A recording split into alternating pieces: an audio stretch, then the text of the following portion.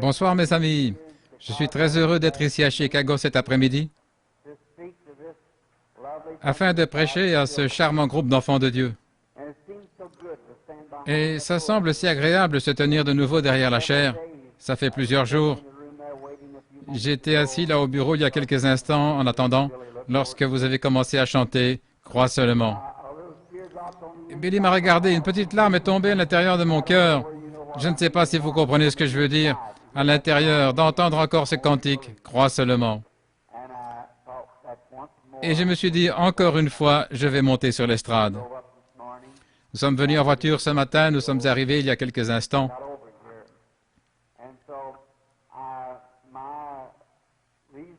La raison de ma présence ici aujourd'hui, l'une des raisons, bien sûr, c'est pour vous voir, vous, les bien-aimés que vous êtes. J'aime toujours venir à Chicago. Je le sens tout simplement comme chez moi. C'est la vérité. Et ensuite, c'est, pour ainsi dire, être avec mon frère Bosé. Et je l'ai entendu, il m'a appelé l'autre jour, il a dit, « Pouvez-vous venir dimanche ?» Et j'ai dit, « Non, je ne peux pas, frère Joseph. Je suis tout simplement... ma femme est sur le point d'accoucher à n'importe quel moment maintenant. » J'ai dit, « Je ne peux tout simplement pas venir. » Et il a dit, « Eh bien, je vais m'absenter, je pars outre-mer. » Et j'ai dit, « Je viendrai pour dire adieu, ou plutôt, à bientôt. » Comme nous le disons dans le langage des prédicateurs, nous ne nous disons pas adieu parce que nous allons vivre éternellement ensemble. Nous disons simplement à bientôt jusqu'à ce qu'il aille outre-mer et nous lui souhaitons les bénédictions de Dieu et nous pouvons dire cela devant cette église ici. Et puis je me suis dit peut-être, comme je peux le dire, devant lui et devant cette église, au cours de ces services de guérison que je tiens, je n'ai pas l'occasion d'exprimer mes sentiments aux gens tels que je le voudrais. Je voulais exprimer ceci à cette église cet après-midi de la meilleure façon que je le puis, qui est très insuffisante. Juste mes appréciations à Frère Bosé, votre pasteur. Comme je le dis, je le fais comme avec ma femme. J'ai dit, il y a un petit Suédois que j'aime vraiment.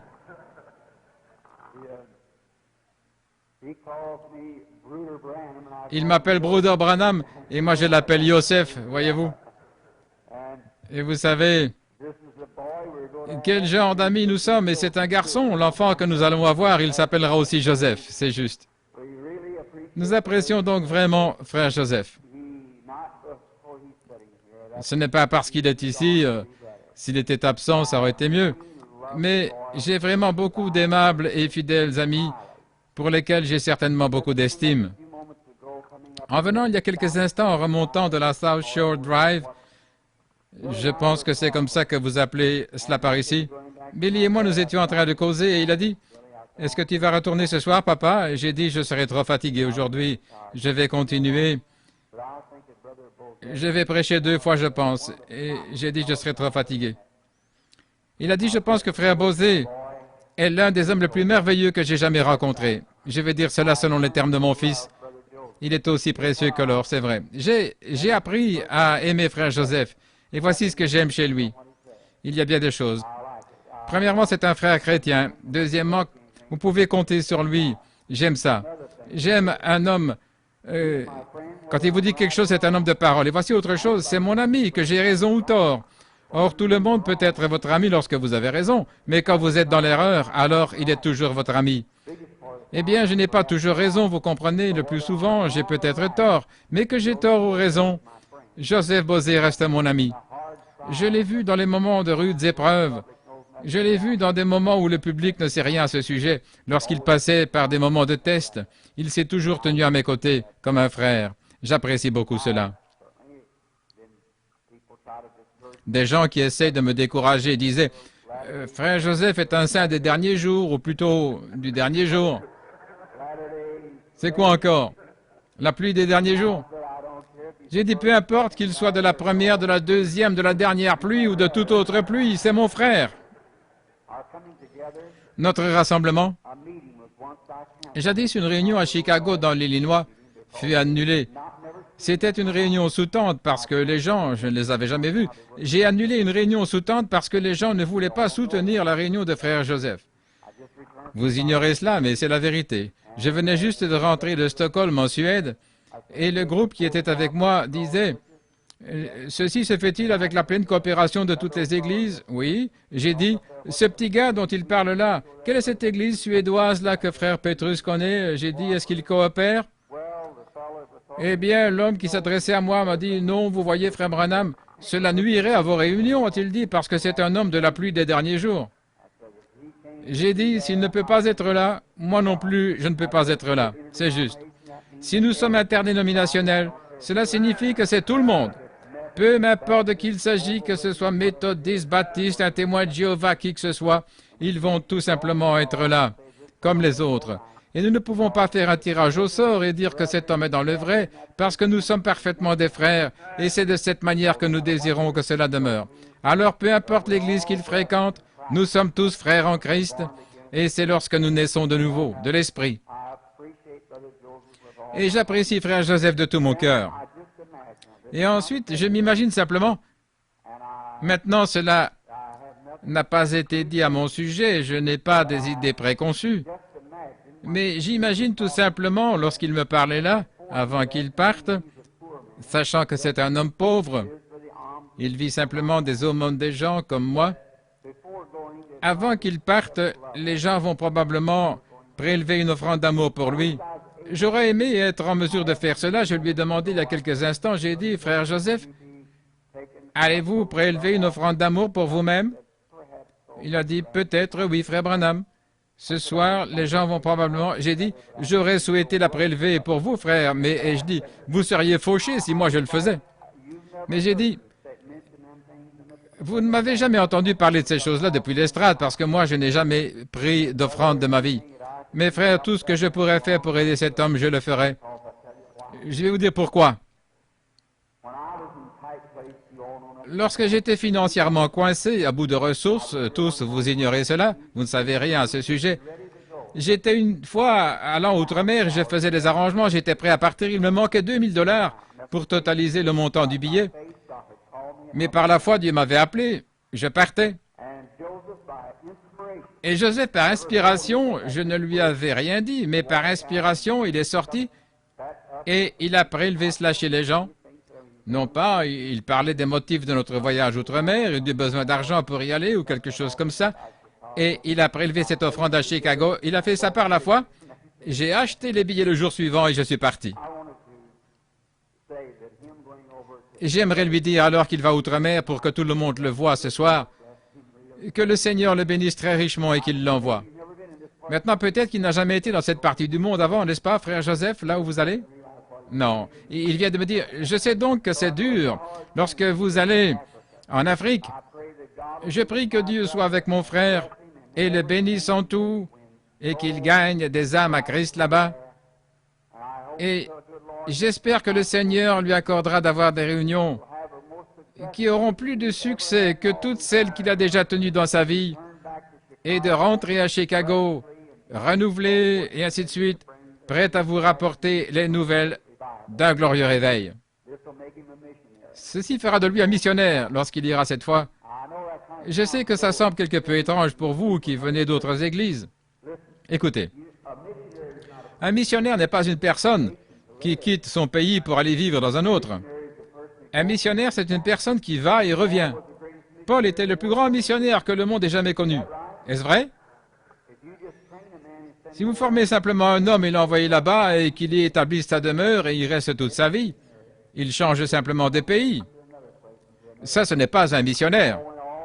Un missionnaire, c'est un homme qui va d'un endroit à l'autre, d'un endroit à l'autre. Paul allait partout et revenait. Puis il repartait. Donc Paul était missionnaire. Frère Joseph, que Dieu honore cette fois-là en tant que missionnaire, il vous ramènera. Que le Seigneur vous bénisse. Et vous, chers amis de Chicago, j'allais peut-être vous demander, y a-t-il quelqu'un de malade parmi vous aujourd'hui? Si c'est le cas, levez la main, quelqu'un qui est malade, afin que nous puissions peut-être avoir une réunion de prière ce soir pour prier pour les malades. Eh bien, c'est bien. Alors, nous allons prier pour les malades ce soir. Je vais laisser quelques cartes de prière ici pour qu'ils les distribuent. vers 18h30 à peu près. La réunion va commencer à 19h, ok. Très bien, ce sera bien. Très bien. Tout d'abord, si Billy Paul m'entend, va voir dans la voiture si tu n'as pas quelques cartes de prière. Tu en as? As-tu quelque chose pour faire quelques cartes de prière? Ok, c'est bien. Très bien, et ce soir, nous allons prier pour les malades. Maintenant, cet après-midi, il se fait tard, et nous n'allons jamais commencer. Vous savez comment nous sommes. Nous sommes un peu lents au démarrage, et ensuite nous sommes lents à arrêter. C'est ça. Mais j'aime simplement monter ici et vous parler à vous, bien-aimés. Et allez-vous prier pour ma femme bien-aimée? Allez-vous le faire pour le petit enfant qui vient? La pauvre petite femme, elle passe certainement par un moment difficile. Et nous nous attendons à lui qui est invisible pour la délivrance. Maintenant, dans le livre de Saint Jean, j'aimerais lire quelques paroles et vous parler pendant quelques instants. Oui, merci frère. Maintenant, nous allons essayer de sortir d'environ 30 minutes, si c'est la volonté du Seigneur. Prenons les Écritures dans Saint Jean, ou pas Saint Jean, mais 1 Jean, le premier chapitre. Maintenant, je vois qu'ils sont ici, mes amis Léo et Jean, deux jeunes gens de votre voisinage ici qui font les enregistrements. Et à propos, ces jeunes gens vont dans toutes les réunions et ils font des enregistrements et ils les ont sur bande. J'ai demandé une bande, quelqu'un avait prêché un sermon l'autre jour et j'ai demandé une bande. Oh là là, je me suis dit qu'il me fallait dépenser toute une fortune pour obtenir cette bande. Ça coûtait environ 9 $ pour une seule bande. Je me suis dit, oh là là, j'ai interrogé ces jeunes gens, j'ai dit, qu'en est-il de ceci? Eh bien, oh là là, combien ce qu'ils avaient fait était différent. Et ils ont tous les messages et ainsi de suite. C'est de la bonne nourriture de tous les jours, mais cela vous fera du bien. Ça vous aidera beaucoup. Elle m'a gardé sain et sauf jusqu'à ce jour. Je suis prête à la prendre, je lui fais confiance, même dans l'ombre de la mort. Cette religion à l'ancienne mode, c'est ce qui m'a sauvé. Cela pourrait ne pas être aussi raffiné que ça devrait l'être, mais j'aimerais avoir les bénédictions de Dieu, peu importe à quel point cela est raffiné. Et maintenant, que le Seigneur bénisse ces deux jeunes gens qui ont simplement donné leur vie pour ce but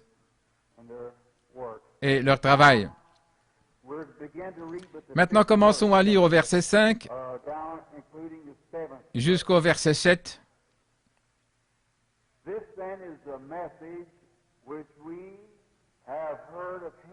Ceci est le message que nous avons appris de lui et que nous vous déclarons, c'est que Dieu est lumière et qu'il n'y a point en lui de ténèbres. Si nous disons que nous sommes en communion avec lui et que nous marchions dans les ténèbres, nous mentons. Et nous ne pratiquons pas la vérité. Mais si nous marchons dans la lumière, comme il est lui-même dans la lumière, nous sommes mutuellement en communion les uns avec les autres, et le sang de Jésus-Christ, son Fils, nous purifie de tout péché. N'est-ce pas merveilleux? Oh là là, inclinons la tête un instant. Notre Père céleste, en parlant aujourd'hui à cette aimable assistance, continuez des gens destinés à l'éternité. Peut-être que beaucoup d'entre eux sont déjà lavés dans le sang de l'agneau, ayant blanchi leurs robes, ont été purifiés, pardonnés de tous leurs péchés et offenses, et ils attendent l'appel pour aller au ciel. Et nous sommes venus pour parler et avoir cette petite communion avec notre frère avant qu'il parte outre-mer, pour accomplir cette grande commission qui dit « Allez par tout le monde et prêchez la bonne nouvelle à toute la création. » Bénis notre bien-aimé frère Seigneur, qui va aller dans cette mission. Bénis cette petite église qui va attendre maintenant son retour, qui va attendre dans la prière son bien-aimé pasteur. Bénis son assistant qui va prendre sa place, tous les anciens et le peuple. Bénis la lecture des Écritures. Maintenant, accorde-nous de communier avec toi, maintenant même autour de la parole, car nous le demandons en son nom. Amen.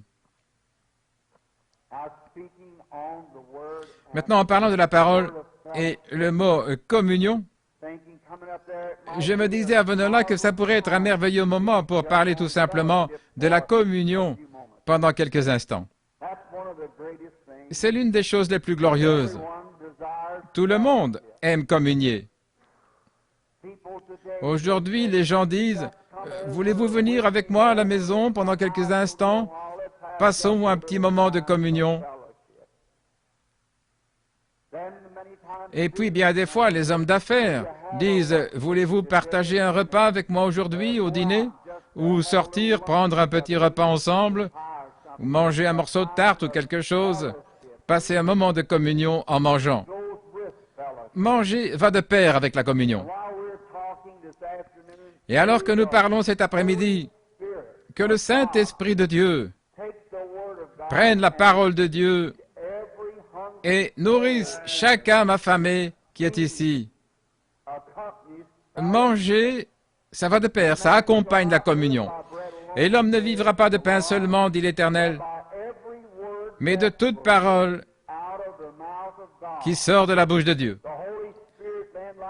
Le Saint-Esprit aime donc manger et communier avec le croyant. Quel moment! Nous sommes tous rassemblés autour d'une grande table en ce moment, où les bonnes choses de Dieu forment une grande pile.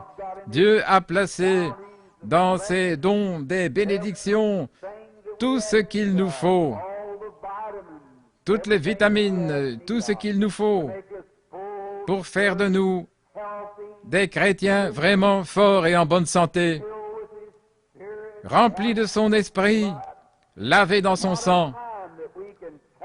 Quel moment où nous pouvons avoir communion!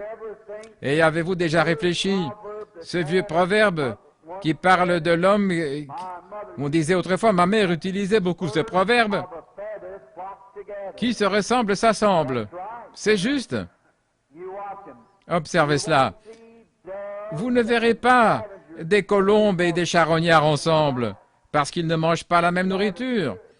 Un charognard, une buse peut manger n'importe quoi. Un corbeau peut se poser là sur le cadavre d'un animal et en manger. La colombe ne peut pas le faire. Si elle en mangeait, cela la tuerait.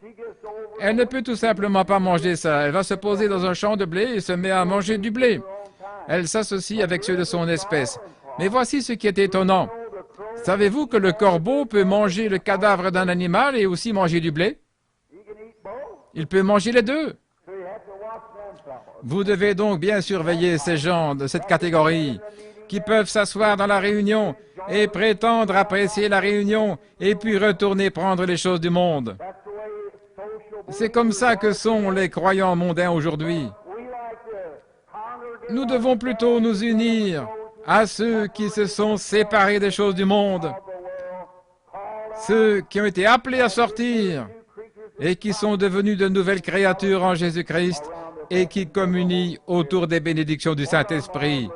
Quelle chose merveilleuse! L'homme est né pour avoir communion. L'homme, au commencement, là, dans le jardin d'Éden, il avait une merveilleuse communion. Dieu descendait et communiait chaque soir avec l'homme et la femme qui constituaient sa compagnie. Dans la fraîcheur du soir, Dieu descendait sous les grands palmiers. Peut-être que sa lumière sacrée, pour ainsi dire, brillait sur Adam et Ève dans cette grande cathédrale en plein air. Ils communiaient avec Dieu. Ils n'avaient à s'inquiéter de rien aussi longtemps qu'ils étaient dans cette communion. J'aime communier avec les hommes, j'aime sortir et m'entretenir avec des gens qui aiment le Seigneur et communier avec eux parce que nous voyons la même chose. Nos motifs sont les mêmes, nos idées sont les mêmes. J'aime parler aux gens. J'ai un ami assis juste ici qui aime chasser et pêcher. Souvent, nous communions beaucoup ensemble et nous nous asseyons, tout simplement, nous parlons de ces choses parce que nous aimons ces choses. Mais la plus glorieuse communion que n'importe quel homme ait jamais eue, c'est lorsqu'il communie avec Dieu. C'est lorsque Dieu s'est révélé à l'homme pour communier avec sa créature, le Créateur et sa créature. Eh bien, lorsque Dieu communiait avec Adam au jardin d'Éden, Adam n'avait à s'inquiéter de rien. Tout marchait bien et parfaitement. Il n'avait pas à s'inquiéter au sujet de ses vêtements, il n'avait pas à s'inquiéter au sujet du manger, il n'avait pas à s'inquiéter au sujet de la maladie, ni de la mort, des chagrins. Il ne connaissait rien de ces choses-là. Il était simplement libre comme un enfant. Il avait un Père céleste qui veillait sur lui et qui communiait avec lui chaque jour. Ne serait-ce pas merveilleux si nous pouvions retourner là? Et vous savez, chaque âme rachetée aujourd'hui vit en dessous de ses privilèges que procure ce genre de communion avec Dieu. Croyez-vous cela? Dieu s'occupera et pourvoira à tout ce qu'il nous faut dans ce voyage. Et quand ce vieux tabernacle mortel arrivera à sa fin, Dieu a promis de nous en donner un autre. Amen. Vous savez, j'ai une idée un peu drôle concernant le moment où nous mourrons. Je ferais mieux de dire cela, je suis chez moi.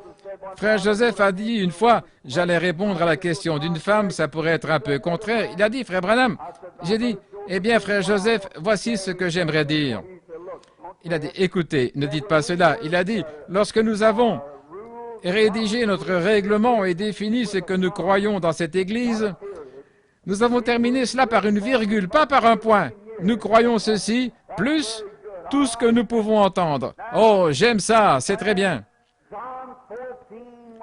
Maintenant, dans Jean 14, lorsqu'il a dit « Il y a plusieurs demeures dans la maison de mon Père » en s'adressant à ses disciples avant de partir, je ne peux pas imaginer qu'il s'agisse de maisons faites de pierres, de briques et de mortier. Je crois que le tabernacle dont il parlait, c'est un autre corps dans lequel nous allons vivre. Dans la maison de mon Père, il y a plusieurs tabernacles ou demeures.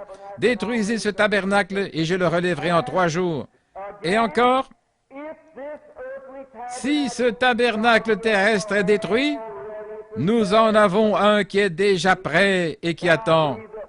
Et je crois, il y a quelques jours, je me trouvais au mont Wilson, ou plutôt au mont Palomar, là en Californie, dans ce grand observatoire, là où vous pouvez voir à 120 millions d'années-lumière.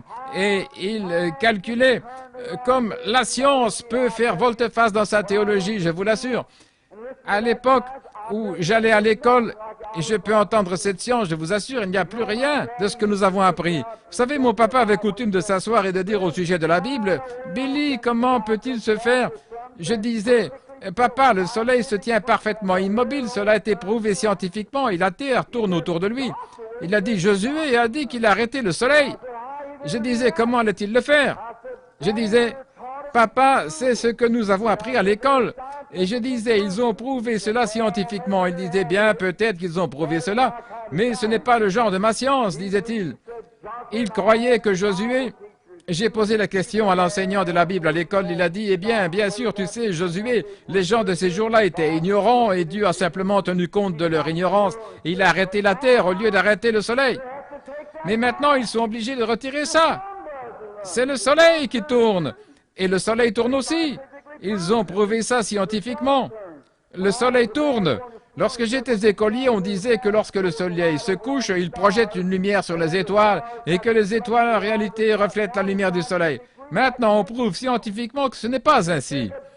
Il faut des milliards et des milliards d'années pour que la lumière du soleil, qui se déplace à des millions de kilomètres par heure, ou que sais-je, en partant du soleil, pour atteindre une de ces étoiles. Donc, ce n'est pas le cas. Une étoile produit donc sa propre lumière. Le fils de frère Moore, qui vient d'obtenir son diplôme universitaire, et l'un de ces grands hommes de science, est venu il y a quelques semaines et lui a donné une accolade et lui a remis sa bourse. Et il a dit qu'à Washington, D.C., il y a 124 livres scientifiques les plus récents sur tout ce que la science moderne a prouvé scientifiquement. Il a dit, jeune homme, il te faudra 2 ans pour lire tous ces livres. Et après que tu auras fini de les lire, alors tu devras te débarrasser de tout ce que tu auras appris parce qu'il y aura quelque chose de différent. Et lorsqu'il a dit ça, j'ai crié un petit amen comme ça.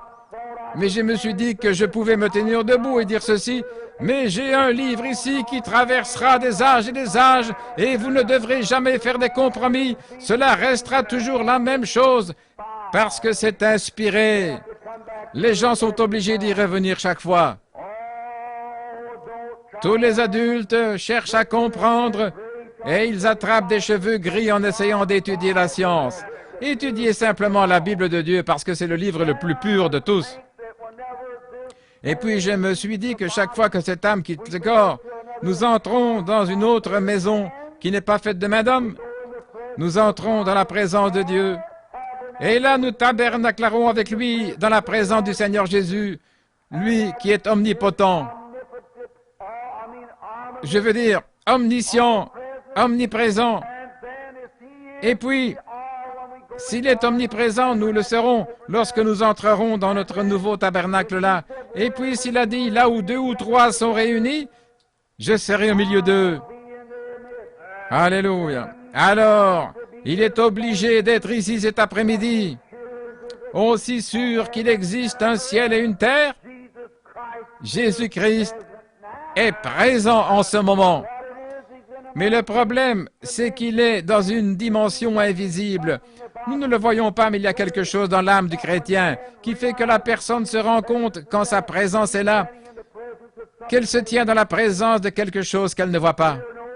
Nous savons qu'il y a des ondes radio qui traversent le lieu. Maintenant, ici, il y a des ondes de télévision qui traversent ce lieu. Je ne peux pas capter ça, c'est dans un autre monde.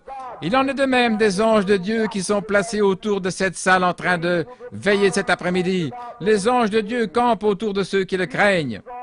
Jésus est omniprésent à chaque instant, veillant sur nous. Et nous savons que c'est forcément la vérité. Je pense à Élie lorsqu'il était à Dothan. Géasi est sorti, il a regardé, il a dit « Oh, toute l'armée syrienne, regardez-les, ils ont entouré cette ville et nous sommes encerclés. » Élie a dit « Ceux qui sont avec nous sont en plus grand nombre que ceux qui sont avec eux. » Il a dit « Bien, je ne vois personne. » Élie a dit « Oh Dieu, ouvre les yeux de ce garçon. » Et lorsque ses yeux se sont ouverts, la montagne était en feu et il y avait des anges de feu et des chars de feu. Évidemment, il est ici.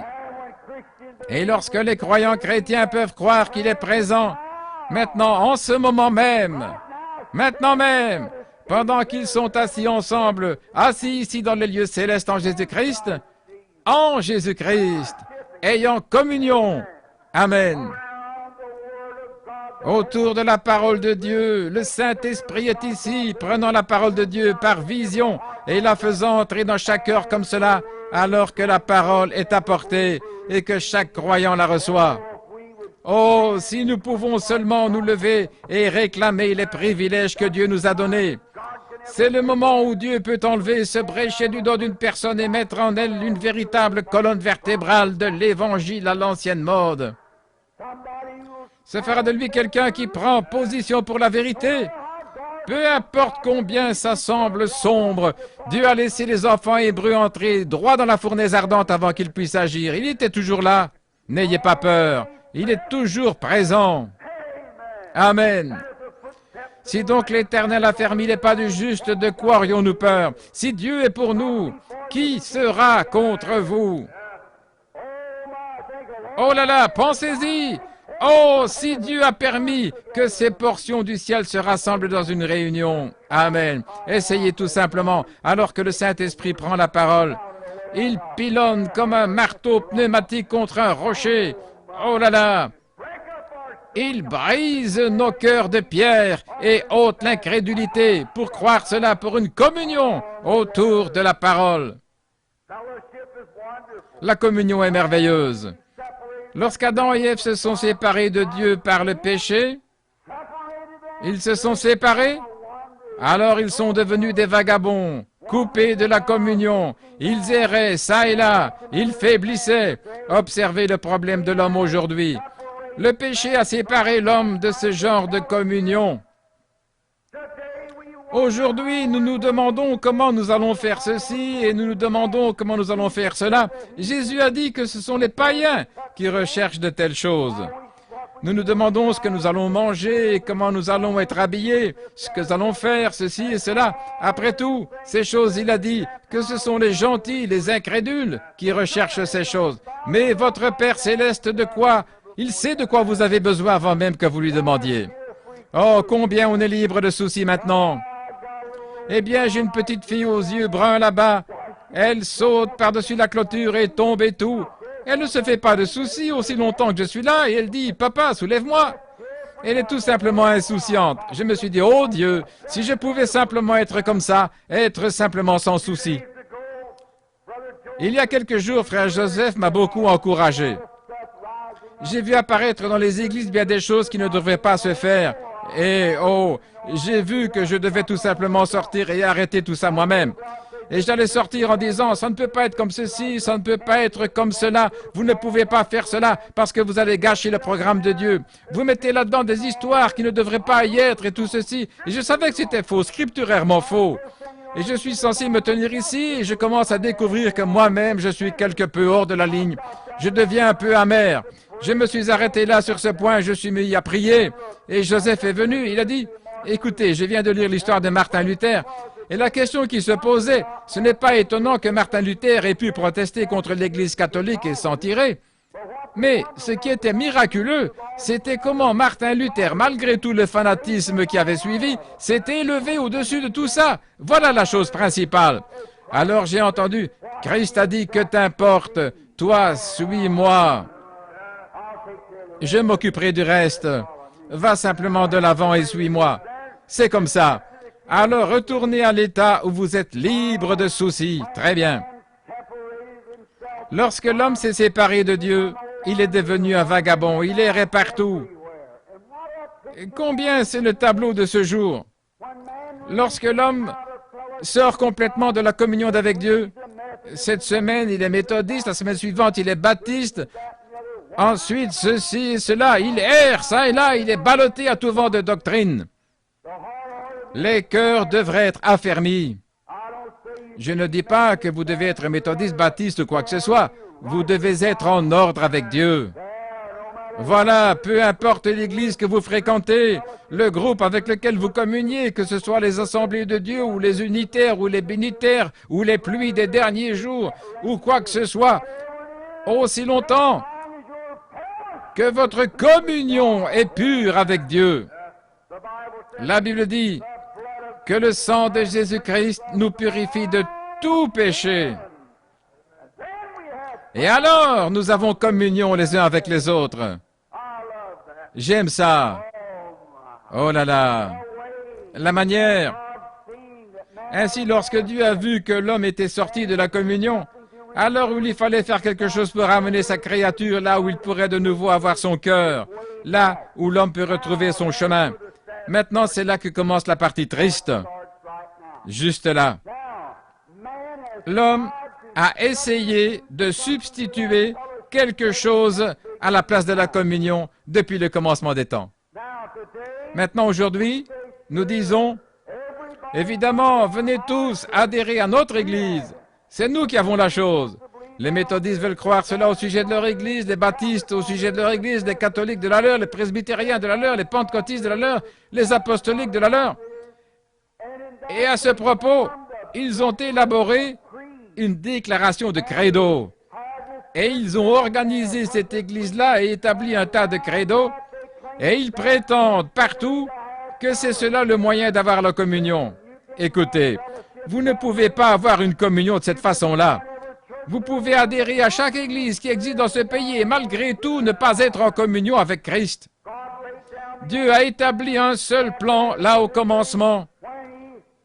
Lorsqu'il a immolé un agneau ou une brebis et qu'il a déroulé le tapis de bienvenue pour la race humaine pour qu'elle revienne à la communion au travers du sang. Maintenant, on n'entend pas tellement parler du sang aujourd'hui. Nous parlons toujours d'autre chose. Nous parlons des temps et de la bombe atomique. Ces choses-là sont bien. Mes frères, pour moi, sans effusion de sang, il n'y a point de pardon de péché. Lorsque le sang a été correctement appliqué, le péché disparaît. L'homme est ramené à la communion avec Dieu. Amen. Ce qu'il nous faut aujourd'hui, c'est un bon réveil à l'ancienne mode qui a été acquis par le sang. Amen. La vie se trouve dans le sang. Et lorsque le sang de Christ nous purifie de toute iniquité, alors nous avons communion avec Dieu. Vous pouvez vous repentir ou venir à l'hôtel et faire une confession, être mis à l'essai pendant 6 mois, être trié sur le volet ou être membre d'église méthodiste et communier avec tout le monde. C'est juste. Ou vous pouvez aller à l'église baptiste et recevoir la main d'association, faire une confession et être baptisé d'eau, communier avec l'église baptiste. Laissez-moi vous dire. Dans l'église pentecôtiste, vous pouvez prier un peu jusqu'à ce que vous parliez en langue et que vous communiez avec chacun d'eux. Mais mon frère, ma sœur, tant que votre âme n'est pas lavée dans le sang de Jésus-Christ, vous n'aurez jamais communion avec lui. C'est juste. Et lorsque votre âme a été lavée dans le sang de l'agneau, toute la malice, toute la haine, toute l'envie, toute dispute, toutes ces choses sont mortes. Le sang fait l'expiation. Amen. C'est la raison pour laquelle aujourd'hui, dans nos communions pentecôtistes, dans nos différentes communions du plein évangile, nous avons tant d'histoires et tant d'oppositions et tout dans le corps que nous formons, parce que nos différents ismes et tout, plutôt se sont installés. C'est parce que l'un tire et fait ceci, l'autre tire de l'autre côté et un tire par là. Et commence une dénomination, une organisation. La cause même de cela, c'est parce que le cœur de cette personne n'est pas en ordre avec Dieu, pour commencer. Dieu désire que nous soyons tous un seul corps de croyants, baptisés dans le Saint-Esprit. Amen. Oh là là, Dieu a déroulé un tapis pour accueillir les hommes. C'est le tapis de bienvenue. Depuis que la communion a été brisée autrefois, la restauration se fait par le sang. C'est dans le sang que vous avez la communion, la restauration de la communion avec Dieu. Adam ne pouvait pas rencontrer Dieu sur base de sa propre théologie. Il s'est cousu des feuilles de figuier, s'en est couvert, mais ça n'a pas marché. Il a fait sa propre organisation, il a fait sa propre dénomination, mais ça n'a pas marché. Et aujourd'hui, oh, lorsque je roulais le long de la colonie de nudistes que vous avez par ici, là, sur la route, ils ne peuvent même pas attendre que le soleil soit haut. Ils s'étendent là complètement dévêtus, là, sur la plage. Et des hommes et des femmes sont ensemble. On dirait une bande de je ne sais quoi. Et chacun d'eux, peut-être, est membre d'une certaine église quelque part. Ils récitent quelques prières là avec les gens. Ils chantent la doxologie quelque part, peut-être. Ils ont des chorales et ils s'étendent comme ça. Cela montre que quelque chose est tombé. Des gens sensés qui ont une morale pure ne se comporteraient pas comme ça. Frère, c'est vrai. Si jamais vous avez une touche de Christ dans votre cœur, vous resterez loin de tels endroits. Amen. Eh bien, ça pourrait faire mal. Vous pourriez ne pas être d'accord avec ça. Mais faites descendre cela une fois au fond de votre cœur comme il faut et voyez ce que Dieu fera à ce sujet. Je vous assure, mais ma pauvre petite fille, elle n'a pas plus de 2 ans. Elle est entrée dans une pièce là. Elle est sortie l'autre jour dans la cour. Il y avait une femme qui tondait le gazon, portant de petits vêtements horribles. Et cet enfant de 2 ans est entré et elle a dit « Oh papa, cette dame a oublié de mettre sa jupe. » Eh bien, vous y voilà. Vous voyez, un enfant en sait mieux. Mais lorsque les hommes et les femmes laissent leur cœur s'endurcir, ce sont des démons, des puissances du diable. Il n'y a eu dans tous les âges qu'une seule chose qui a déshabillé les hommes, c'était les démons, ou plutôt déshabillé les femmes, c'est exact, ou les hommes, qu'il s'agisse de l'un ou l'autre. Cela ressemble à une bande d'animaux préhistoriques dévêtus et étendus là-dehors, sans aucune conscience. Et la Bible dit que leur conscience serait marquée au fer rouge. Et ces mêmes gens, celles dont je parle en particulier et que je connais, chantent dans une chorale. Oh là là! Ils communient avec leur groupe. Mais pour ce qui est de communier avec Christ, oui, monsieur, je sais que c'est fort, mon frère, ma sœur, mais que Dieu nous aide. Si l'Église pentecôtiste ne revient pas au sang de Christ, vous êtes finis. C'est juste. Revenez, il y a longtemps, c'était un péché pour les pentecôtistes de se comporter comme ça. Il y a bien longtemps, ils ne le faisaient pas. Mais ils le font eux aussi maintenant. C'est parce que la prédication s'est relâchée. Vous vous mettez à dire, à moins que nous soyons membres de cette église ou dénomination ou quelque chose comme ça, vous feriez mieux d'avoir communion avec Christ. Amen. Ce sera une chose horrible un de ces jours. Une des déceptions au jugement. Le contrebandier d'alcool ne sera pas déçu, il connaît son sort. Le menteur et le voleur, ils savent ce que sera leur sort lorsqu'ils se tiendront devant Dieu. Mais là où il y aura la déception, c'est quand les membres des églises pentecôtistes seront rejetés avec leur orgueil, car ils étaient avisés, mais ils se sont volontairement plongés là-dedans. Alléluia! Ce qu'il nous faut aujourd'hui, c'est un bon réveil à l'ancienne mode, qui secoue les gens pour retourner à cet endroit qui est sous le sang du Seigneur Jésus, sous la communion. Ça a toujours été le moyen d'approcher Dieu tout au long des âges parmi les gens. Observez tout au long des âges ce qui était le seul moyen de Dieu. Le plus ancien livre de la Bible, c'est le livre de Job. Lorsque Job s'est approché de Dieu et qu'il a communié avec Dieu au travers du sang versé, Job offrait un agneau chaque fois qu'il allait communier. Les adorateurs de l'Ancien Testament, de la Genèse jusqu'au Nouveau Testament, chaque fois qu'ils avaient communion avec Dieu, ils faisaient un holocauste, une offrande consumée par le feu, d'abord un agneau, car ils s'approchaient sous le sang. Job, lorsqu'il s'approchait de Dieu, il immolait un agneau. C'est le plus ancien livre de la Bible, il fut écrit avant la Genèse. Moïse a écrit la Genèse des centaines d'années plus tard. Mais remarquez, Job était le plus ancien livre tout au long depuis l'Éden. Job faisait un sacrifice. Il versait le sang d'un agneau et il confessait ses péchés à travers ce sang. Que Dieu ait pitié de moi maintenant et je m'approche de toi au travers du sang. Savez-vous pourquoi les prières des gens ne sont pas exaucées de la manière dont elles devraient? C'est parce qu'ils s'approchent par une excitation psychologique plutôt qu'au moyen du sang. C'est juste. Venez au travers du sang. Cher agneau mourant, ton précieux sang ne perdra jamais sa puissance jusqu'à ce que toute l'Église rachetée de Dieu soit sauvée pour ne plus pécher. C'est au travers de cela que nous devons venir, le sang versé. Et là, Job offrait le sang versé quand il s'approchait de Jéhovah, sachant que Dieu ne le recevrait sur aucune autre base.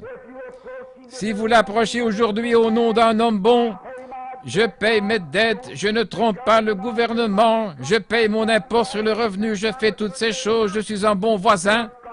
Néanmoins, Dieu ne vous exaucera jamais. Si vous dites, je suis un membre fidèle d'Église, je paye ma dîme, je donne d'importantes offrandes à l'Église, Dieu ne vous recevra jamais. Jamais, pas du tout. Vous direz, eh bien, ma mère était une brave femme, mon père était un brave homme, mon grand-père était un prédicateur, je n'ai jamais fait ceci, je n'ai jamais volé, je ne bois pas, je n'ai jamais fumé, je n'ai jamais dérobé, je ne fais pas ces choses. Dieu ne vous exaucera jamais. Peu importe qui vous êtes, combien vous êtes mauvais si vous vous approchez par le moyen auquel Dieu a pourvu au travers du sacrifice du sang, et que brisé, vous posiez la main sur la tête d'un agneau mort, d'un agneau mourant, et que vous confessiez vos torts et l'acceptiez, alors Dieu va remplir votre âme du Saint-Esprit, consumant toute iniquité et tout ce qui est charnel, et faisant de vous une nouvelle créature. Je pense à Job ce jour-là en tant que papa. Il avait une ribambelle d'enfants, ceux-ci étaient quelque peu têtus, et il se souciait toujours de ses enfants. Ne serait-ce pas de loin mieux si tous les membres des églises de Chicago avaient ce même genre d'idées au sujet de leur ville? Vous n'auriez pas de délinquance juvénile. Vous ne verriez pas ces émeutes raciales, ou plutôt, je veux dire, ces émeutes aujourd'hui, des coups de fusil, des meurtres, des vols, des viols et toutes ces choses. C'est parce que les gens ne se soucient pas de leurs enfants. Tout d'abord, ils disent, eh bien, je les ai inscrits là, sur le registre des enfants lorsqu'ils étaient petits. Je les ai confiés à la monitrice d'école du dimanche et cette dernière passe peut-être toute la nuit à des parties de danse et elle rentre maquillée comme si elle allait au cirque plutôt qu'à l'église. Et vous confiez vos enfants aux mains d'une telle personne. Honte à vous! Vous devriez placer cet enfant là où lui faire lire la Bible, posez vos mains sur sa tête, invoquez Dieu en disant « Oh Dieu, aie pitié, épargne ma fille, épargne mon fils. » Oui, j'aime faire cela. Je prends soin de mes petites filles et là, je les fais asseoir et je les regarde droit dans les yeux pendant qu'elles sont en train de me suivre, pendant que leurs oreilles écoutent et que leurs yeux sont ouverts et je leur dis ces choses et tout ce qui se rapporte à Jésus et combien il les aime et tout. Elles s'agenouillent juste à côté des chaises et prient comme nous. C'est ce que nous devons faire, n'est-ce pas? C'est ce que beaucoup d'entre vous devriez faire. J'allais dans une maison autrefois et les enfants se rassemblaient toujours pour la prière familiale. Oh, que Dieu bénisse cette famille. C'est le lien qui unit. Si vous faisiez cela chez vous, il n'y aurait pas tant de divorces et ces choses qu'on a. Vous auriez la communion les uns avec les autres. Et alors je vois Job. Ses enfants se sont mariés, ils sont partis en empruntant différentes voies, comme le font les oiseaux lorsqu'ils quittent le nid. Job, sachant qu'il n'y avait aucune autre voie, aucun moyen possible pour que l'homme s'approche de Dieu et communie avec lui, excepté par le sacrifice d'un agneau, par le sang. Job a dit, « Il se peut que mes enfants aient péché, alors je vais offrir un agneau pour eux. » Quelque chose disait à Job qu'il ferait mieux de l'apprêter, qu'il ferait mieux d'être prêt.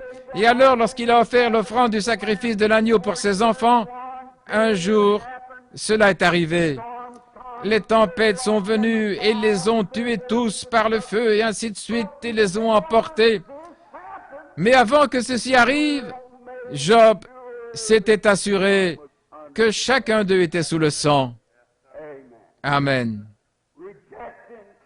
Le rejet, on l'a rejeté aujourd'hui. Cette nation est en train de tuer Christ aussi vite que possible. Elle attriste le Saint-Esprit et l'éloigne par des credos et des formes de religion, en attristant le Saint-Esprit.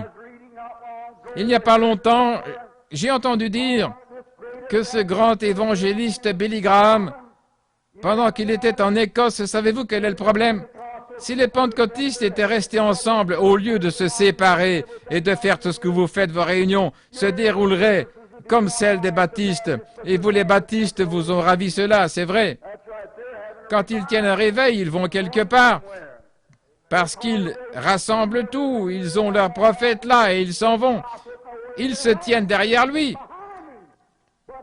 Mais aujourd'hui, que quelqu'un monte du milieu des assemblées de Dieu. Il avait accueilli environ 7000 personnes et j'avais environ 7000 personnes qui se tenaient dehors. Et lui en avait environ 3000, c'est juste. Et alors je suis allé le voir, je pensais que c'était un petit garçon quelconque qui se tenait là, récitant des petites comptines du genre « Jésus, un petit bébé né dans une mangeoire ». Mais lorsque j'ai vu ce petit garçon, oh là là, il était différent. Ce garçon avait environ cette taille. Je ne savais même pas que c'était le petit David. Il a ôté sa veste, il a pris un texte, il a prêché comme un prédicateur. Je savais que Dieu était avec lui. J'ai dit, voilà un petit garçon que Dieu a envoyé. Eh bien, si vous, les papas de l'Église, vous pouvez l'encadrer, ne pas le laisser devenir prétentieux, ne pas le laisser courir après l'argent, mais l'encadrer et exercer une influence correcte sur lui, il sauvera des milliers de petits-enfants. Mais je me trouvais là dans l'Oregon,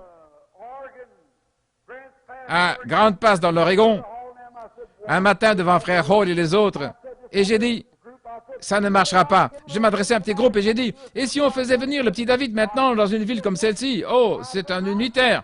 J'ai dit, peu importe ce qu'il est, Dieu est avec lui. Eh bien, naturellement, alors les assemblées de Dieu devaient se trouver un petit David. Ceux de l'Église de Dieu se sont trouvés un petit David. Eh bien, vite, vous savez, il y avait des milliers de petits David.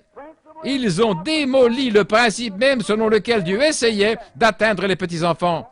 Ils n'ont pas reconnu leur jour. Le bœuf connaît la crèche de son maître, la mule connaît son étable, mais mon peuple n'a point d'intelligence, a dit Dieu. C'est juste, ils ne connaissent pas le jour de leur visitation.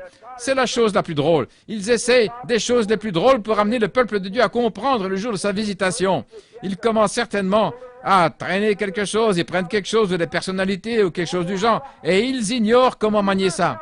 Ils ruinent leur communion dans une dénomination au lieu de l'avoir en Christ. Alors, lorsque Job a vu ce qu'il avait fait, qu'il avait offert ce sacrifice, la Bible dit que ses enfants furent recueillis auprès de lui. Eh bien, il prenait des dispositions. Une autre pensée, Israël. Lorsqu'ils avaient la communion, cela montrait ce genre qu'ils avaient avant que la grande destruction arrive. L'ange qui avait détruit leur pays, l'ange destructeur, la première chose. Israël avait reçu l'ordre de prendre un agneau, de le tuer et d'appliquer le sang sur la porte, et chaque famille entrait dans la maison et mangeait cet agneau-là. Ils communiaient autour de l'agneau rôti, ils mangeaient le corps du sacrifice qui était mort à leur place. Dieu avait dit, quand je verrai le sang, je passerai par-dessus. L'ange de la mort ne pouvait pas les toucher parce que le sang de l'agneau était sur la porte. Et ils étaient à l'intérieur en train de prendre la communion, communion autour de l'agneau. Il en est ainsi dans nos cœurs lorsque nous appliquons le sang du Seigneur Jésus qui ôte tout le péché. Alors nous pouvons avoir communion en mangeant la parole de Dieu autour de la table de Dieu. Communion sur base des choses saintes. Lorsque vous prêchez la guérison divine, tout le monde crie « Amen, c'est vrai ». Lorsque vous prêchez que nous devrions abandonner tous les péchés, la malice, les querelles et tout, le vrai croyant dira « Amen, c'est juste ». Communion autour de la parole. Voyez-vous ce que je veux dire?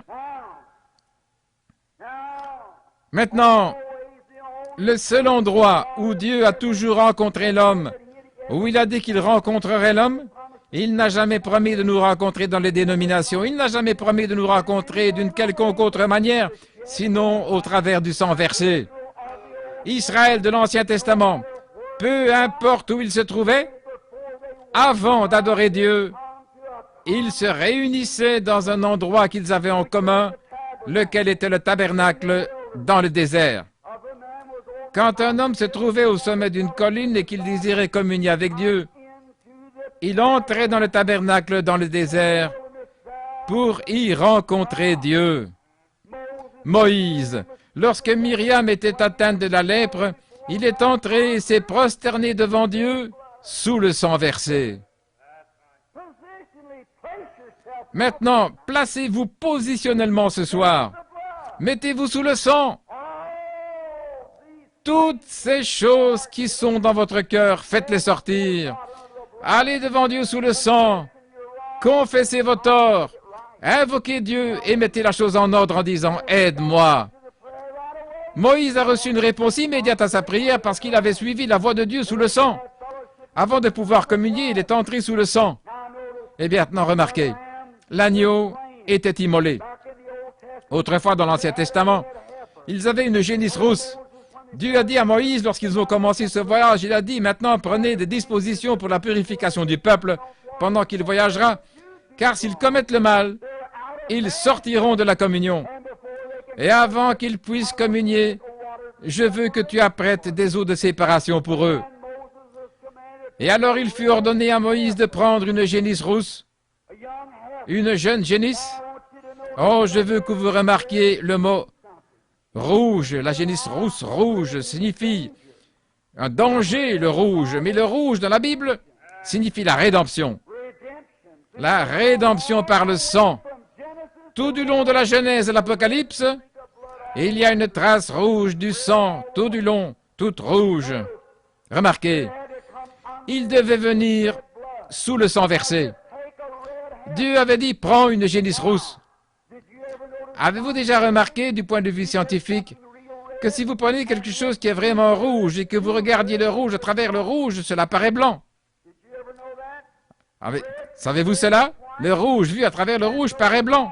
Et ainsi, Dieu, sachant que l'homme était un pécheur par nature, sachant qu'il était dans l'erreur dès le début, il a pris la disposition du sang versé Et Dieu, en vous regardant à travers le sang du Seigneur Jésus, vous, un pécheur rouge, il vous voit blanc comme neige.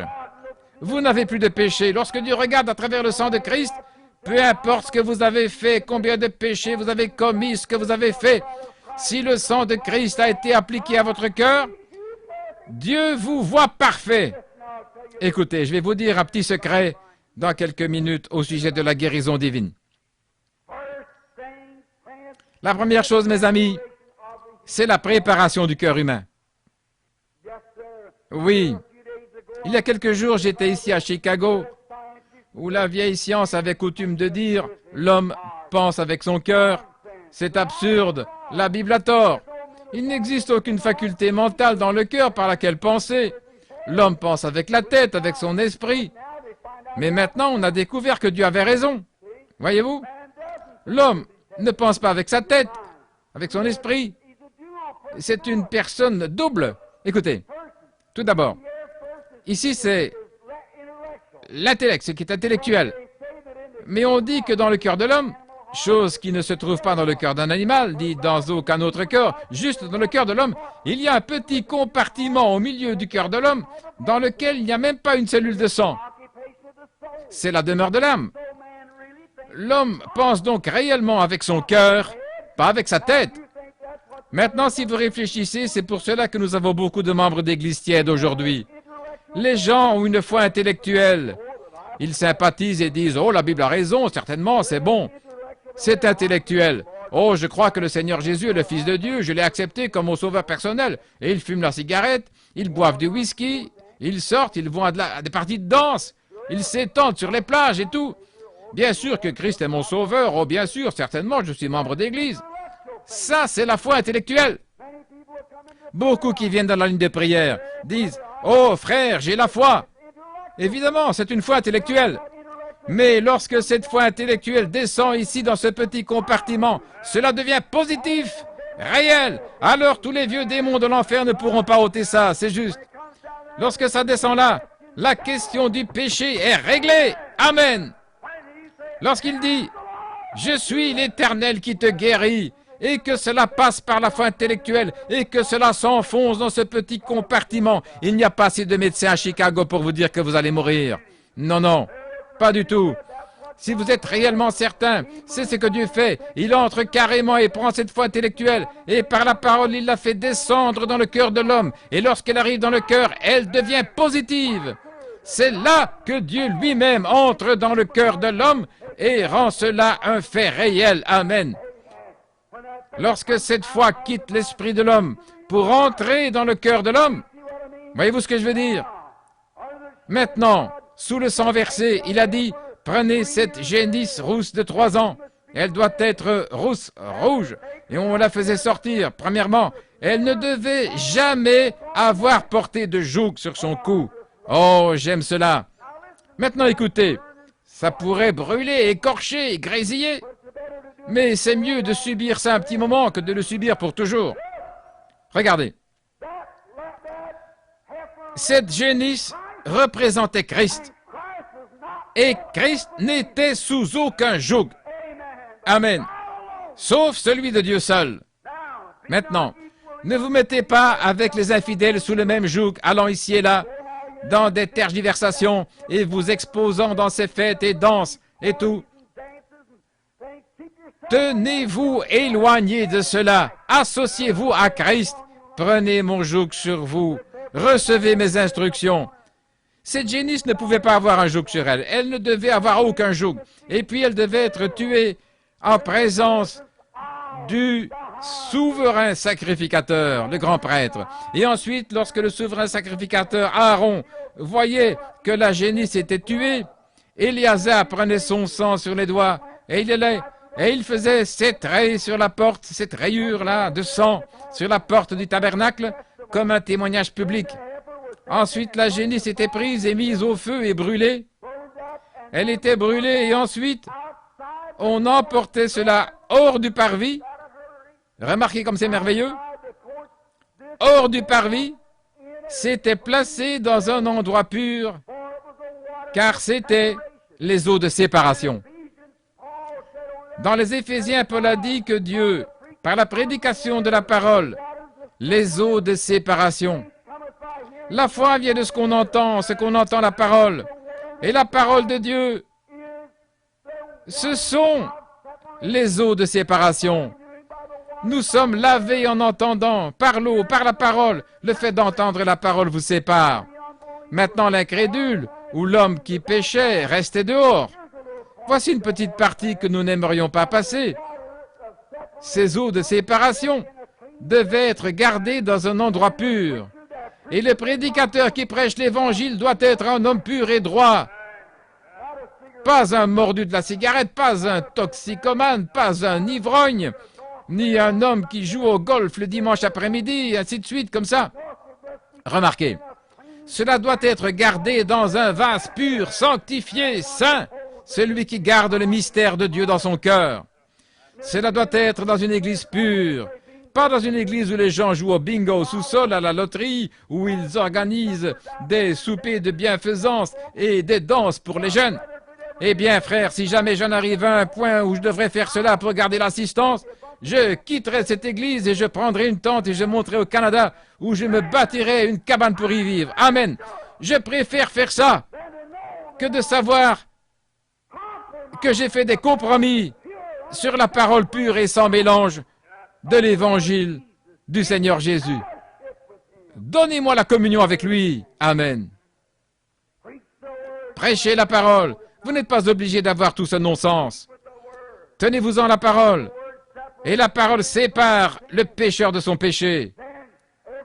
Alors chaque homme qui était en dehors de la communion devait d'abord s'approcher des eaux de séparation dans l'assemblée. Et il était aspergé de ces eaux. Maintenant, qu'est-ce que c'était? Les eaux parlaient d'un sacrifice mort qui l'avait précédé. La génisse morte était morte à sa place. Et lorsque nous prêchons la parole, ce n'est pas par une certaine dénomination, c'est sur Christ, le sacrifice qui est mort à votre place pour vos péchés.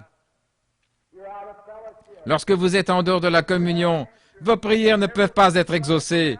Tout est noir autour de vous lorsque vous êtes en dehors de la communion. Revenez donc à la parole. La parole tranche, elle vous sépare. Eh bien, vous ne devez pas faire ceci, vous ne deviez pas faire cela, c'est un péché. Vous n'avez plus de communion, vous êtes sorti de la communion. Voilà les eaux de séparation. Elles vous disent ce que vous devez faire. Ensuite, bien vite, le croyant, après avoir fait cela, la chose suivante qu'il faisait, il allait de l'avant, il entre, le croyant, maintenant il va de l'avant. Et lorsqu'il venait, il entrait par la porte, il regardait, et il voyait cette rayure de sang, ce qui signifiait que le sang l'avait précédé. Maintenant, il venait sous cette rayure de sang. Il entrait sous le sang. Et alors, il avait communion. Vous voyez ça? La communion avec Dieu. Il n'y avait de communion nulle part ailleurs. Et tout ça, c'était dans le tabernacle. La justification dans le parvis, la sanctification à l'autel, le Saint-Esprit derrière le voile. On entrait et on laissait tomber le voile. Tout cela est un tableau de Christ. Peu importe combien ils sont organisés. Corée a fait une organisation, il avait dit, il y a d'autres hommes saints à la place de Moïse, mais lorsque ça a touché Dieu, il a dit, séparez-vous de lui maintenant même, parce qu'il avait brisé le programme de Dieu, voyez-vous. La communion se faisait en un seul endroit, c'était sous le sang versé. Maintenant, écoutez, vous les chrétiens, il n'y a pas de communion en dehors du corps de Jésus-Christ. Vous ne pouvez pas communion avec Dieu. Ce n'est pas étonnant que les gens ne croient pas dans la guérison divine. Ce n'est pas étonnant qu'ils n'arrivent pas à croire dans un réveil à l'ancienne mode envoyé par Dieu. Ce n'est pas étonnant qu'ils n'arrivent pas à croire dans ces choses qui purifient le cœur de l'homme. Vous devez d'abord entrer dans la communion avant même que vous vous repentiez de vos péchés. Entrez, écoutez la parole. Cela vous sépare, cela vous lave. Ensuite, venez sous le sang dans le corps de Christ. En effet, le tabernacle était le type parfait de Christ. Démolissez ce bâtiment, je le rebâtirai en 3 jours. Par un seul esprit, nous sommes tous introduits par le Saint-Esprit dans le corps de Christ. Et alors nous venons sous le sang.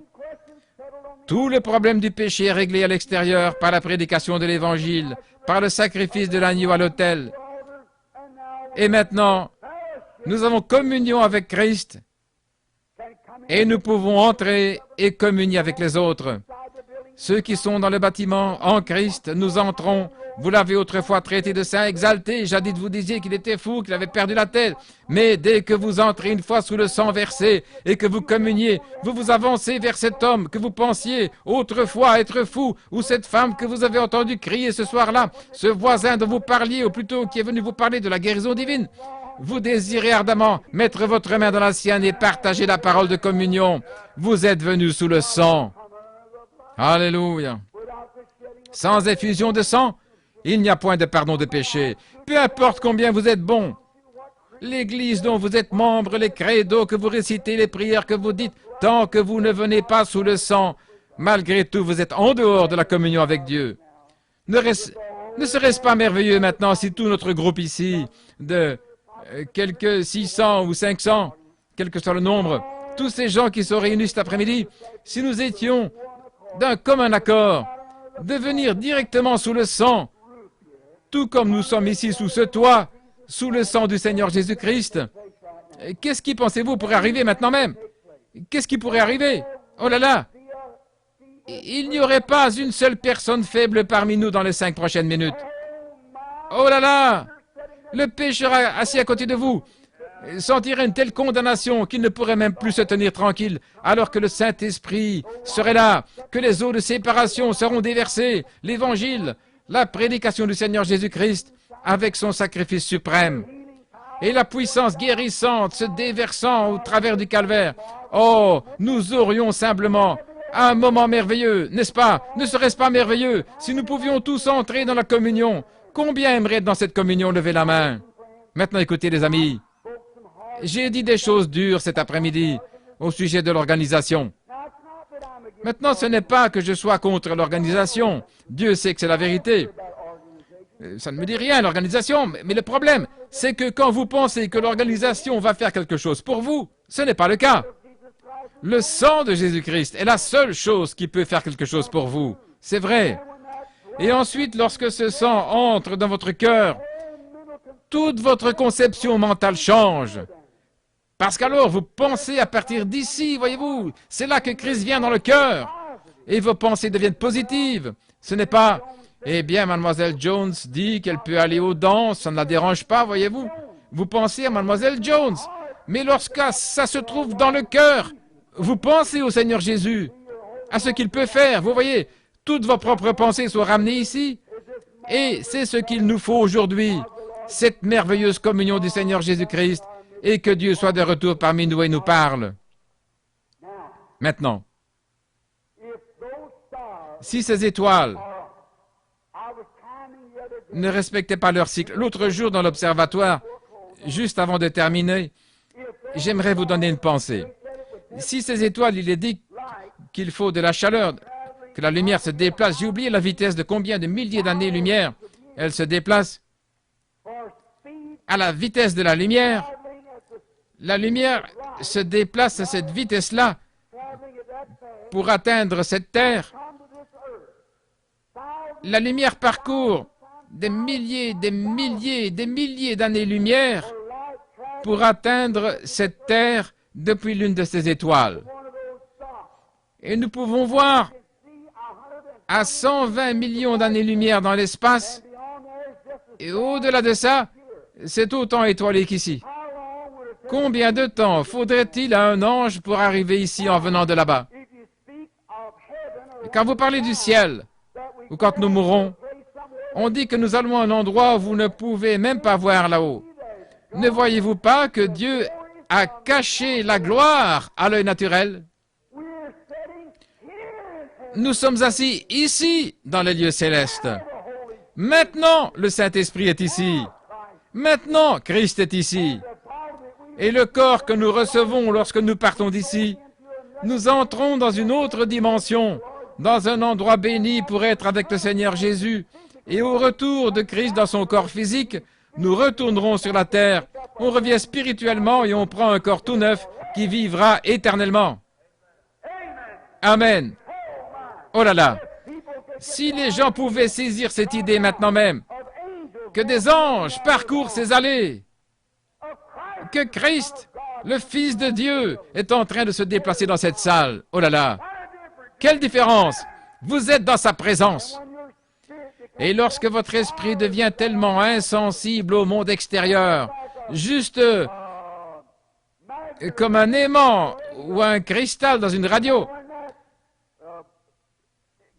et lorsque ce gadget là-dedans devient tellement chargé et magnétisé avec ces paroles qui sont émises, et cela atteint cela, et ça devient positif. Les ondes radio qui passent dans l'air, les paroles, nous ne pouvons pas les entendre avec nos oreilles, nous ne pouvons pas les capter, mais ce cristal qui est dans la radio capte cela. C'est pareil avec la télévision, cela devient réel. Et lorsque notre foi intellectuelle descend dans le cœur et devient tellement chargée du monde invisible, au point que chaque parole de Dieu devient la vérité absolue. Voyez-vous ce que je veux dire? Lorsque Dieu dit cela et que cela produit un écho par rapport à cette foi, c'est juste comme sur ce cristal dans la radio et cela rend la chose parfaite. Dieu a dit, je suis l'Éternel qui te guérit. Cela règle la question. Amen. Cela rend la chose réelle. Je serai avec vous et même en vous jusqu'à la fin du monde. Elle rend cela réel et vous continuez. Eh bien, il en est ainsi quand j'en viens à la guérison divine. Lorsque cet ange du Seigneur est apparu ce soir-là, il a dit, je serai avec toi, n'aie pas peur. C'est ce que ça ferait. Il a dit qu'il accomplirait des miracles et des prodiges parmi les gens. Je l'ai interrogé, j'ai dit, les gens n'y croiront pas. Il a dit, il arrivera que tu connaîtras les secrets même de leur cœur et que tu leur parleras de ces choses. Et j'ai posé des questions sur cela, il s'est référé à Christ pour cela. Il a dit, je serai avec toi. Alors, lorsque je monte sur l'estrade, et juste pour des malades ou quelque chose comme cela en rapport avec ces choses, cela devient réel. Je crois cela. J'aurais souhaité avoir la foi maintenant même pour croire que chaque malade dans cette salle serait guéri, de même que j'ai la foi pour savoir qu'il se tient ici même. J'aurais souhaité avoir ce genre de foi-là, j'aurais voulu que chacun de vous l'ait. Mais si nos pensées et notre communion sortent du domaine de ces choses que nous voyons et entrons dans les choses que nous ne voyons pas, alors celles-ci deviennent aussi réelles que les choses que nous voyons ou même plus réelles. Que le Seigneur vous bénisse alors que nous inclinons la tête. Père céleste, oh, pour cette communion que nous avons autour du corps de Christ, autour de la parole. Au commencement était la parole, et la parole était avec Dieu, et la parole était Dieu. Et la parole a été faite chair, et elle habitait parmi nous. Oh, combien nous l'aimons! Combien nous apprécions sa présence ici, maintenant. Le glorieux Fils de Dieu, le ressuscité, dont les paroles ne peuvent jamais faillir. Il est écrit ici dans la Bible que là où 2 ou 3 sont assemblés en mon nom, je suis au milieu d'eux. Et c'est ce qu'il a fait. Ô Père, que chaque incrédule, qui n'est pas régénéré, qui n'est jamais passé par le sang, qui va simplement à l'église, qui est encore colérique, qui a encore des habitudes du monde, auxquelles il s'accroche, qui a une foi intellectuelle, mais qui n'a jamais été lavé et purifié afin d'avoir une communion parfaite. Oh Dieu, accorde ce soir que maintenant même, en cet endroit même, que chaque cœur soit lavé, purifié dans le sang de l'agneau. Ils entrent dans une communion pour que le service de guérison de ce soir produise la plus glorieuse réunion qui ait jamais été tenue à Chicago. Accorde-le, Seigneur. Veux-tu le faire pour la gloire de Dieu? Nous le demandons. Pendant que nous avons la tête inclinée, je me demande, tandis que tout le monde est en train de prier. Je sais qu'il se fait tard, mais écoutez, mes amis, il se fait doublement tard. Le jour est très avancé. Ce dimanche après-midi, c'est le premier jour du mois de mai, et cet âge aussi est très avancé. Il est plus tard que nous le pensons. La venue du Seigneur est proche. Les cœurs des hommes sont arrivés au point. La civilisation est en train de tomber, elle s'effondre en ce moment même. Considérez simplement cette Amérique. Quelle disgrâce! Considérez ce qu'a dit Jésus. Dans les derniers jours, il en serait comme au jour de Noé, où les gens donnaient en mariage et tout. Considérez les tribunaux de divorce en Amérique. Ils sont plus bondés que dans toutes les nations réunies. Considérez l'immoralité, considérez la perversion sexuelle dans des clubs pervertis sur la côte ouest et partout, des milliers de fois. Cela augmente chaque année. La souillure, la saleté, l'impiété. Les gens pervertissent l'usage naturel de leur corps en quelque chose d'autre. Les gens aux pensées perverties. Les hommes sortent et se comportent tels qu'ils le font. Les femmes portent des sales petits vêtements là, dehors. Et elles ne pensent pas qu'elles sont dans l'erreur. Sûrement pas. Leurs pensées sont perverties, le diable s'est emparé d'elles, elles ne le savent même pas. Quel jour! Est-ce que vous êtes sous le sang, vous les croyants? Si vous ne l'êtes pas, alors pourquoi? Que le Seigneur Jésus et moi seul puissions voir ceci. S'il y a quelqu'un ici qui est sincère dans son cœur, et vous savez, après la prédication de la parole, que vous avez pris conscience que vous avez tort, quelque chose dans votre cœur vous dit que vous avez tort. Si vous avez encore ces habitudes et désirez encore ces choses-là, il n'est pas nécessaire que vous les fassiez. Il suffit d'en avoir le désir. Voyez, celui qui regarde une femme pour la convoiter a déjà commis adultère dans son cœur. Ce n'est pas celui qui prend une arme et qui tire sur son frère, mais c'est celui qui se met en colère contre lui sans cause. Si vous savez que vous avez tort, voulez-vous lever la main et dire, Frère Branham, priez pour moi maintenant. Je prie que Dieu m'amène sous le sang et m'accorde une expérience à l'ancienne mode, et que mon cœur soit pur devant Dieu. Si une telle personne est ici, voulez-vous lever la main simplement, avant que nous prions, en levant simplement la main, pas vers moi, mais vers Dieu, pour dire, ô Dieu, aie pitié de moi maintenant. Je désire avoir un cœur parfaitement pur devant toi. Levez simplement la main, vous qui êtes là. Que Dieu vous bénisse, que Dieu vous bénisse. Que Dieu vous bénisse, madame, que Dieu vous bénisse, monsieur. C'est bien, que Dieu vous bénisse. Ce n'est pas moi maintenant, vous levez la main, mais c'est vers Dieu. Que Dieu vous bénisse, madame. Je vous vois là-bas, quelqu'un d'autre. C'est comme ça qu'il faut être sincère, c'est comme ça qu'il faut être des hommes et des femmes. Nous sommes devant Dieu, que Dieu vous bénisse. Vous désirez que ces vieilles choses soient ôtées de votre vie, certainement. Dieu va le faire. La seule chose que vous devez faire, c'est de le laisser faire cela. Y a-t-il quelqu'un d'autre avant que nous prions? Pendant que nous avons les têtes inclinées, Dieu bien-aimé, ô Père, ces âmes humaines, nous réalisons, Seigneur, que celui qui nous jugera en ce jour-là est ici, dans cette salle. Même un moineau ne peut tomber à terre sans que le Père le sache.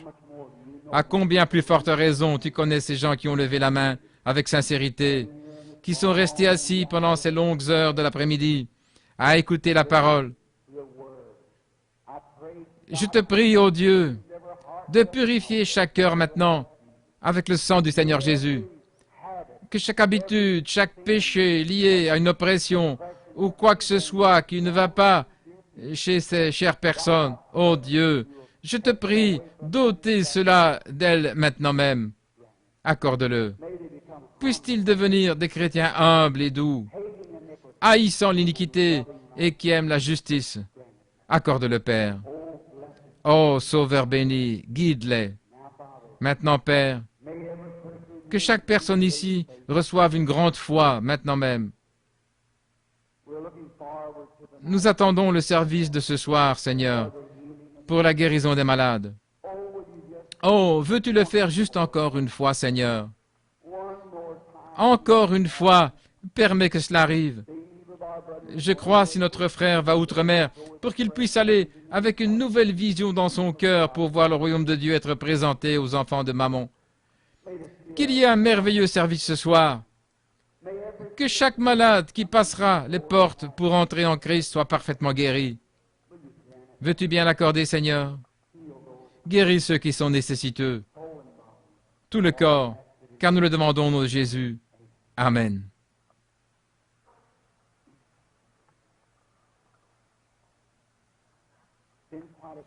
Il y a quelques jours, lorsque j'étais chez moi, j'ai eu beaucoup d'ennuis et tout, vous savez. Ça se passe à la maison, hier soir, avant-hier, jusqu'au lever du jour. J'ai été sorti durant toute la journée hier. Hier soir, j'ai dormi très peu et je me suis levé ce matin. Et me voici. C'est un peu dur. Je vous ai gardé longtemps. Je m'excuse de vous avoir gardé pendant tout ce temps. Voyez-vous, c'est le Saint-Esprit.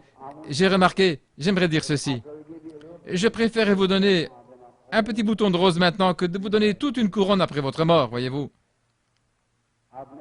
J'ai eu de bons auditoires partout dans le monde. Mais je n'ai jamais eu un auditoire plus attentif que celui-ci, dans cette petite église ici à Chicago, vous qui êtes ici. Je l'ai remarqué cet après-midi.